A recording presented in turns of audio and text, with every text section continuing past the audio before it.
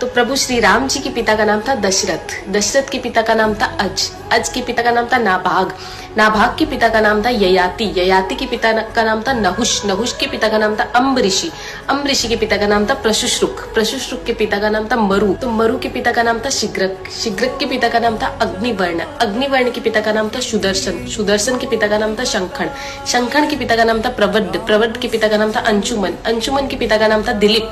दिलीप के पिता का नाम था भागीरथ, ये वही भागीरथ है जो गंगा को पृथ्वी पर लेके आए थे, जिसको भागीरथी के नाम से भी जाना जाता है। राजा भागीरथ के पिता का नाम था कुकुस्थ, कुकुस्थ के पिता का नाम था रघु, ये रघु वही राजा है जिनके नाम पर ये रघुकुल पड़ा, क्योंकि ये बहुत ही पराक्रमी और तेजस्वी राजा थे। आज भी कहा जाता है कि रघुकुल रीत सदा चली आई, प्राण जाए पर वचन न जाए। तो राजा रघु के पिता का नाम था राजा असमंज, राजा असमंज के पिता का नाम था राजा सगर, राजा सगर के पिता का नाम था राजा